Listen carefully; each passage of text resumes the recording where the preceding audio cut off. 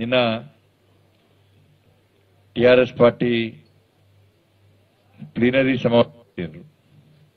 అసలు ఎవరి పార్టీ వాళ్ళ ఇష్టం, ఎవరు సమావేశం పెట్టుకోవడంలో అభ్యంతరాలు వాళ్ళ పార్టీ వాళ్ళ ఇష్టం.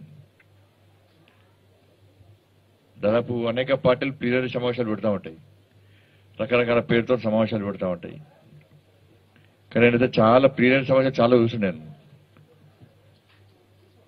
భారతీయ జనతా పార్టీ ప్లీనరీ సమావేశాలు కార్యవర్గ సమావేశాలు పెడతా ఉంటాం మేము, రకరకాల సమావేశాలు పెడతా ఉంటాం మేము.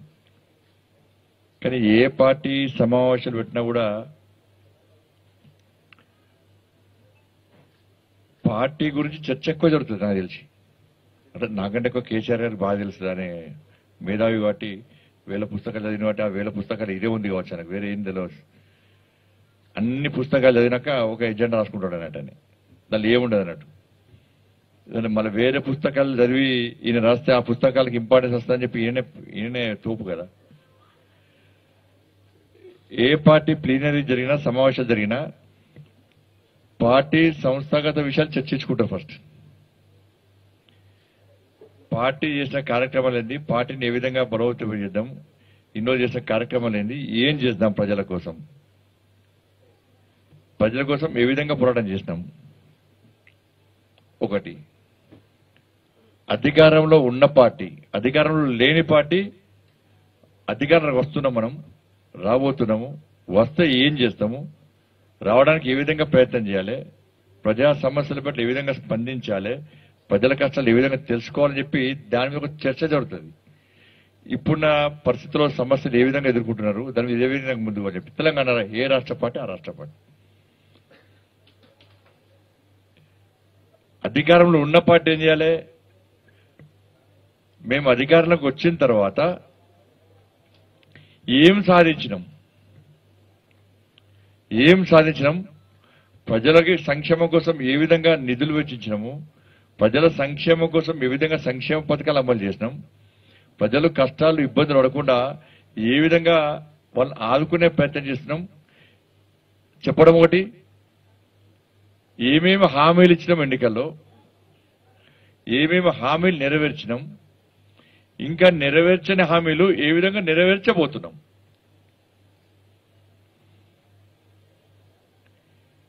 ఇవి నాకు తెలిసి ప్లీనరీ సమావేశంలో ఈ చర్చ జరగాలి. తీర్మానాలు కామన్ గా, తీర్మానం బ్రహ్మాండ తీర్మానం, అబ్బో అవి అర్థం ఈ ప్రపంచం ఇప్పుడు నెక్స్ట్ దేశం అయిపోయింది, ప్రపంచం పోతారు. ఇక ఇవి ఏం చర్చ జరగాలి వీటి మీద. ఈ చర్చనే వాళ్ళ పార్టీ గురించి చర్చ లేదు, వాళ్ళు ఇచ్చిన హామీల గురించి చర్చ లేదు, వాళ్ళ ప్రభుత్వం సాధించిన ఘనకార్యం మీద కూడా చెప్పలేనే. అంటే ఏం సాధించాలో చెప్పాలి, అది వేరే విషయం అనుకోండి. ఎవరైనా అధికార పార్టీ వాళ్ళ పార్టీ ఏం సాధించిందో చెప్పుకోవాలి.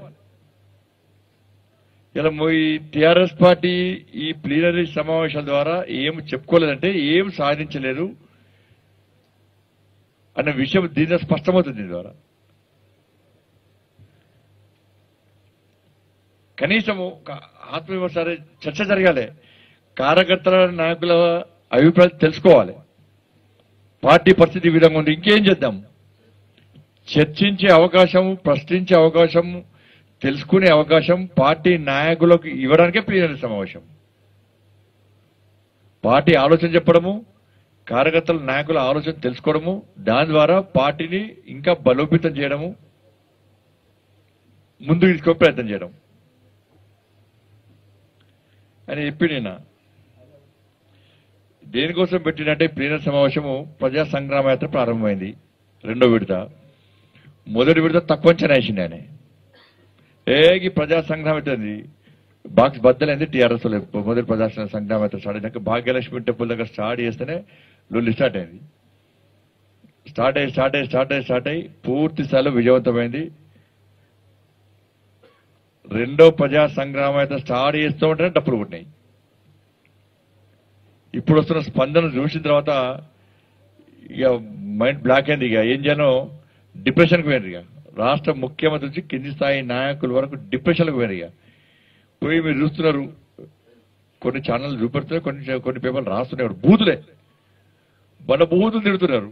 నేను మొదట చెప్పిన మాకు బండ బూతులు రావు, ఎందుకంటే మా మోడీ గారు అవి నేర్పలే. మాకు సంస్కారం అనేటువంటి ఒక పదం అడ్డం వస్తుంది మాకు. అదే టీఆర్ఎస్ వాళ్ళు అదే చెప్తున్నారు, మాకు సంస్కారం అనే పదం అడ్డం వస్తున్నారు, సంస్కారం లేకుండా ఇండియాకు మారుతున్నారు వాళ్ళు. నేను మొన్న చెప్పిన ఒక విలేకరు అడిగాడు, సార్ బూతులు తిరుగుతారు మీరు ఆ స్థాయిలో స్పందిస్తారంటే సంస్కారం పదం అడ్డం వస్తుందని చెప్పి అన్న. సేమ్ టీఆర్ఎస్ వాళ్ళు బూతులు తిరుగుతున్నారు, మళ్ళీ వాళ్ళకి సంస్కారం అంటే ఇంకెంత తిరుగుతారు, ఇంకా ఇవి తక్కువ బూతులు కావచ్చు, ఇంకా వేరే బూతులు ఇంకా నేర్చుకున్నారేమో. ఇంకా బూతులు తిడుతున్నారు అంటే యథా రాజా తదా ప్రజ. ముఖ్యమంత్రి నోరెట్టుంటుందో వాళ్ళ నాయకులు గదే పరిస్థితి. ఎంత ఎక్కువైతే ముఖ్యమంత్రి మెప్పు పొందే ప్రయత్నం చేయడానికి తిరుగుతున్నారు. వాళ్ళ డిప్రెషన్ వాళ్ళు స్పందిస్తున్న తీరు బట్టే ప్రజా సంగ్రామ యాత్ర వల్ల దాన్ని చూసి ఎంత భయపడుతున్నారో స్పష్టమవుతుంది. వేలాది మంది తరలిస్తున్నారు, మీరే చూస్తున్నారు. మేము తప్పు చెప్పుకుంటాం కావచ్చు, మరి మీడియా చూపెట్టించి మీరు చూపించేది తప్ప, ప్రజల్లో వస్తున్నారు తప్ప, టీవీలలో చూపెట్టేది తప్ప, సోషల్ మీడియాలో వస్తున్నారు తప్ప, మేము ఎక్కడ బీరు బిర్యానీ ఇస్తున్నా పైసలు ఇస్తున్నాము. స్వచ్ఛందంగా గ్రామాలు తరలి వస్తున్నారు. గద్వాలలో ఎడ్గోటలో జరిగిన ర్యాలీ చూసిరు మీరు, మక్తలో జరిగిన ర్యాలీ చూసిరు, నిన్న ఊట్కూలో జరిగిన ర్యాలీ చూసిరు. నిన్న ఇవరైతే వాస్తవం ఇవైతే. కానీ టీఆర్ఎస్ ప్లాన్ కొద్ది, టీఆర్ఎస్ కాంగ్రెస్ ప్లాన్ కొద్ది ఏంటంటే మంది వస్తలేరు ఇద్దరు అనుకొని చెప్తారు అన్నట్టు. ఇక్కడ జనం నవ్వుకుంటున్నారు. కాబట్టి ఈ ప్లీనరీ మొత్తం కూడా కేంద్ర ప్రభుత్వాన్ని, భారతీయ జనతా పార్టీని బదనాం చేస్తూ తిట్టడానికి మాత్రమే ప్లీనరీ సమావేశాన్ని ఏర్పాటు చేసినారు. ఈ ప్లీనరీ సమావేశం పూర్తి కూడా కేంద్రాన్ని తిట్టడం, కేంద్ర ప్రభుత్వాన్ని తిట్టడము, భారతీయ జనతా పార్టీని విమర్శించడము, ప్రజల దృష్టి మళ్లించడం, దీనికోసం మాత్రమే ఈ ప్లీనరీ సమావేశాన్ని ఏర్పాటు చేసింది తప్ప వేరే కాదన్న విషయం తెలుసుకోవాలి. దేశ ఆర్థిక పరిస్థితి మాట్లాడిన రాష్ట్ర ముఖ్యమంత్రి 2014లో భారతీయ జనతా పార్టీ కేంద్రంలో అధికారంలో వచ్చే సమయంలో ఆర్థిక వ్యవస్థ పూర్తిగా చిన్నాభిన్నమైంది.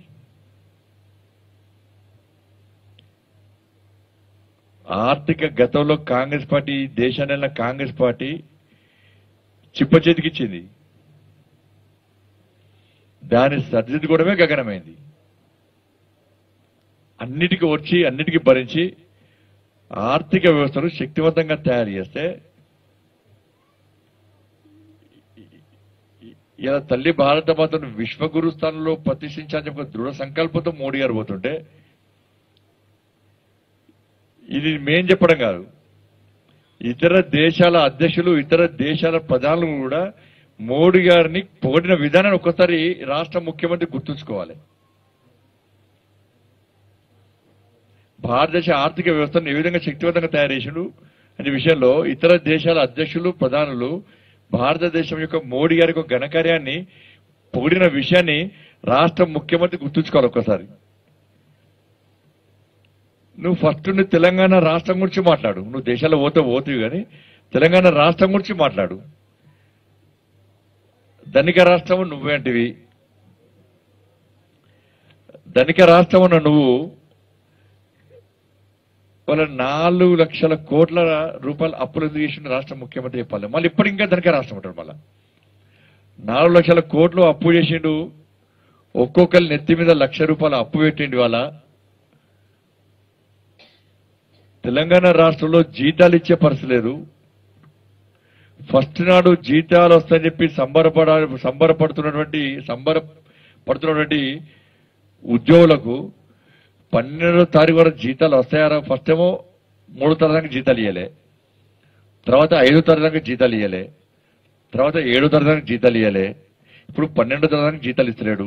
నెక్స్ట్ 16వ తారీఖు జీతాలు రావు, నెక్స్ట్ 20వ తారీఖు జీతాలు రావు, తర్వాత 30వ తారీఖు జీతాలు రావు, నెక్స్ట్ నెల తారీఖు జీతాలు రావు. ఇక్కడ ఒక్కసారి ఫస్ట్ నాడు ఒక బటన్ వస్తుంది, అందరి అకౌంట్లో పైసలు పడుతుండే. ఇప్పుడు 12వ తారీఖు జీతాలు ఇచ్చినా కూడా 12వ తారీఖు జీతాలు స్టార్ట్ చేస్తే ఒక జిల్లాకు 12వ తారీఖు ఇస్తాడు, ఇంకో జిల్లాకు 13వ తారీఖు ఇస్తాడు, ఇంకో జిల్లాకు 15వ తారీఖు ఇస్తాడు. రోజుకొక జిల్లా చొప్పున జీతాలు ఇచ్చే పరిస్థితి వచ్చిందంటే నీ ఏడుపును ఏడు. తెలంగాణ రాష్ట్రంలో ఆర్థిక పరిస్థితి ఏ విధంగా ఉంది? జీతాలు ఇయ్యలేని స్థితికి దిగజార్చింది ఎవడు? ధనిక రాష్ట్రం అని నువ్వే అన్నావు. 4 లక్షల కోట్ల అప్పు లేనే లేదా నువ్వే అంటివి. ఒక్కొక్క మనిషి మీద ₹1,00,000 అప్పు అబద్ధం అంటివి. మరి జీతాలు ఎందుకు ఇస్తలేవు? కనీసం ఉద్యోగులకు రావాల్సిన బెనిఫిట్స్ కూడా ఇస్తలేవు నువ్వు. బెనిఫిట్స్ ఇస్తలేవు నువ్వు కనీసం. హాయ్ ఫ్రెండ్స్, మా టుడే టుమారో యూట్యూబ్ ఛానల్ చూస్తున్నందుకు చాలా థ్యాంక్స్. మరిన్ని లేటెస్ట్ వీడియోస్ కోసం వెంటనే సబ్స్క్రైబ్ చేయండి. అలాగే ఈ బెల్ ని కూడా రింగ్ చేసేయండి. మా నోటిఫికేషన్స్ అన్ని మీ మొబైల్లో వస్తాయి. అలాగే మా వీడియోస్ మీకు నచ్చితే లైక్ చేయండి, షేర్ చేయండి, నచ్చకపోతే కామెంట్ చేయండి.